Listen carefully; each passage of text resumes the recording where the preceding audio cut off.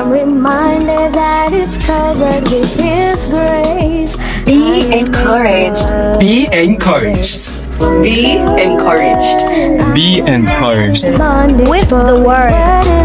With the Word. With the Word. In the Word. In the Word. In the Word Of God. Be encouraged in the Word, with the Word, and through the Word of God. Be encouraged, be encouraged, be encouraged, be encouraged. Hey guys, right now I'm at school and we are in exam season, but I had to pause today to share some things that I got yesterday from a group of people. So during my work time yesterday, I assisted them with like setting up and getting youths and young adults to, hear their testimonies and to be a part of the vocation and so on. So one of the testimonies that I heard, it was just so touching, very insightful, I must say, because she started out as a student just like me and anyone else that goes to college, and she wanted to be a doctor and an eye doctor to be specific. So she pursued her associate degree and became an optician, and later on she was like rerouted and she got her bachelor's degree in accounting. And she was saying that as she grew older and she was in her 30s, there was just like a reroute of her life. And she began to, ask herself if what she's doing, will it impact people for a lifetime or will it just impact them temporarily? And she said as she began to have this thought and so on, she began to acknowledge more the call of God upon her life. And she was expressing how much she knew God was calling her, but she was just being neglectful in the sense of, she's young, she wants to do what she wants to do and so on. But after doing everything, it feels so meaningless and it just feels as if she has accomplished nothing, right? So she said that she wanted to give more to people in a more permanent way, leaving a seed of righteousness, a seed basically of encouragement that even in their lowest time, that's when the seed of encouragement will sprout forth and they will remember her and so on. And that will compel them, or propel them, push them into a place of purpose and just having courage and hope in their lowest times. So, that was very touching. And as I was there listening to her, she was speaking to me and she asked me, what am I studying for? And I told her what I'm studying for. And she said, why are you doing this? And so on. And I told her my reasons why I'm doing it. And she says that it's powerful because, even in whatsoever you are studying, the Lord has appointed us with that ability or that capability because He sees that we are able to impact people in the place that we are at. So when I heard her saying that, it's not like I did not already know, but I love the fact that she acknowledged that I don't have to quit school, I don't have to quit my job or something that I feel passionate about just to do the work of God, right? And as I began to meditate on what she said, it stood out to me even more that we all have different walks in life, right? We all have different talents, we all have different motives and so on. And in spite of how different they are, we are able to glorify God with our talents. And that is something that we should always remember. And I'm so glad that she emphasized on the fact that it was good that we're in college to do what we ought to do, because the thing is that going to university, going to a trade school, going to whatsoever it is that you feel so impressed on your heart, within that business, within that place, within that atmosphere, God has placed you there to make a difference in the people's life that you come in contact with, right? And as I was there meditating, I remember the Lord was speaking to me a few weeks ago, about 2 months ago, on us being an instrument of love, right? And as He was speaking to me, He said to me that we are an extension of His love. We are an extension of His peace. We're literally instruments that He used to pass on His touch, His compassion, His love, His word onto another person, And I remember the Lord was saying to me that it doesn't matter if the person has been in your life for years or you have just met them today. The truth is that we should always ensure that we are being available instruments of God to be used to impact the life of the person who we are coming in contact with, right? And this is where we get to understand that our life speaks for us. Our lives begin to testify who God is, right? So it is for us to understand that even in our career path, even with someone just walking up to you, even being in a bank or just walking on the street, anyone who you come in contact with, we should ensure that we are an available vessel, an available instrument where the Lord can use us to impact the life of the person who we are talking to or who we are coming in contact with, right? So with that being said, I collected some things yesterday, and I'm just going to read a few, just two of them. It says, I hope you come to find that which gives life a deep meaning for you, something worth living for, maybe even worth dying for, something that energizes you, enthuses you, enables you to keep moving ahead. I can't tell you what it might be. That's for you to find, to choose, to love. I encourage you to start looking and support you in your search. Right?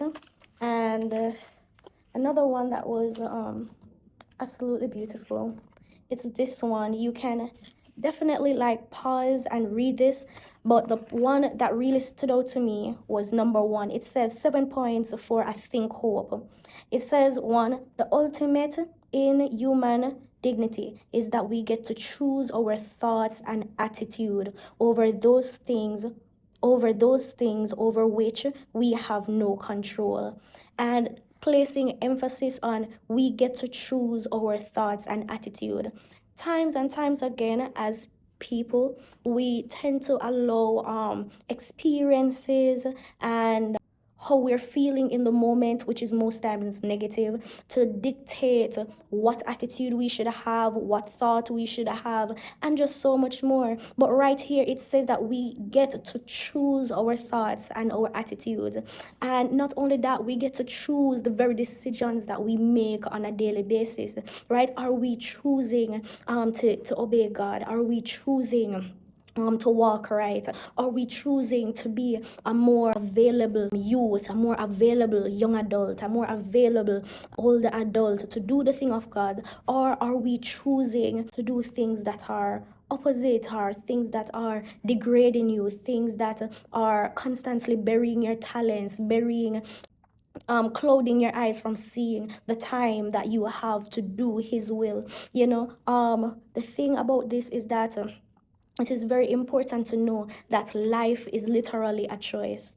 Life is literally a choice, and what you do, what you allow to take place, is something that you have consented to, right? It is something that you have consented to. If you allow yourself to be angry, if you allow yourself to shout at someone, to act ungodly in an ungodly fashion, to tear down someone through slandering or whatever it is, we have to understand that you have consented to that attitude, to that behavior. You have consented to that thought, right? So as today we let me just show you it.